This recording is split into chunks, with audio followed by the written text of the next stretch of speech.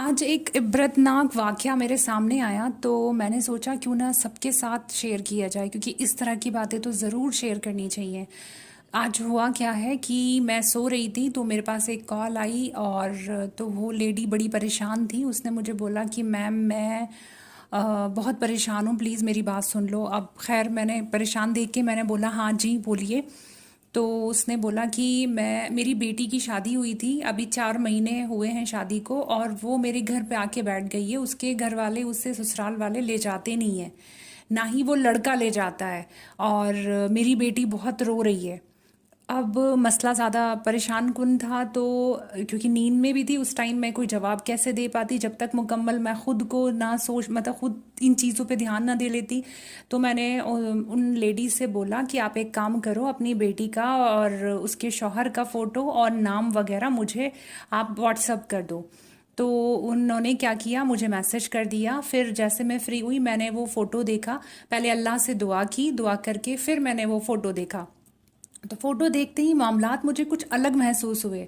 लड़के को देखा वो अलग मामलात वाला था, और जब मैंने लड़की को देखा उसका माथा देखा तो उसका बुद्ध अच्छा है, लड़की समझदार है, मासूम सी लड़की है, छोटी उम्र है, खूबसूरत भी है। तो ये सारे मामलात क्यों आए, फिर मैंने अल्लाह से दुआ की तो आप जानते हैं बहुत सारे मामलात मेरे सामने क्या खुले कि कभी कभी बड़ों की सज़ा बच्चों को मिल जाती है। यानी माँ बाप के करनी बच्चों को भुगतनी पड़ती है और माँ बाप के लिए वो सज़ा होती है। तो ये सारे मामलात मेरे सामने आए तो मैंने उन्हें वॉइस मैसेज किया कि मामलात ज़्यादा गड़बड़ लग रहे हैं, जल्दी ठीक होने वालों में से नहीं है।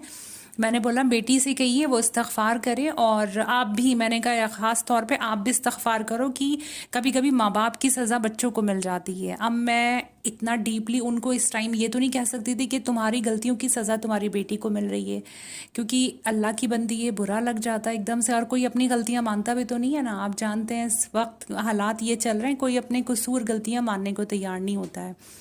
तो खैर मैंने वॉइस मैसेज छोड़ दिया। थोड़ी देर बाद ही मेरे पास फ़ौरन दोबारा कॉल आई कि मैम आपने जो बताया था वो बिल्कुल ठीक है, और अब बताएं हल क्या है। मैंने कहा देखिए हल कुछ नज़र नहीं आ रहा फ़िलहाल, मामलात ज़्यादा बिगड़े हुए हैं और आपकी तरफ से बिगड़े हुए हैं। तो उसने पूछा क्या, मैंने कहा कभी कभी कुछ गलतियां हो जाती हैं, हम दूसरों की बच्चियों पे तनकीद कर देते हैं, दूसरों की बच्चियों की इज्जत उछाल देते हैं, या किसी को कुछ ऐसी तकलीफ पहुंचा देते हैं जिससे कि उनके दिल दुख जाते हैं, और उसकी सज़ा कई बार ना हमें इसलिए नहीं मिलती कि हम ज़्यादा शेर बन रहे होते हैं, तो कई बार हमें ऐसी जगह से अल्लाह पाक हमारे ऊपर वो सज़ा देते हैं जहाँ हम ज़्यादा तड़प जाते हैं। यानी औलाद माँ बाप के लिए सबसे ज़्यादा कीमती चीज़ होती है ना, तो क्या है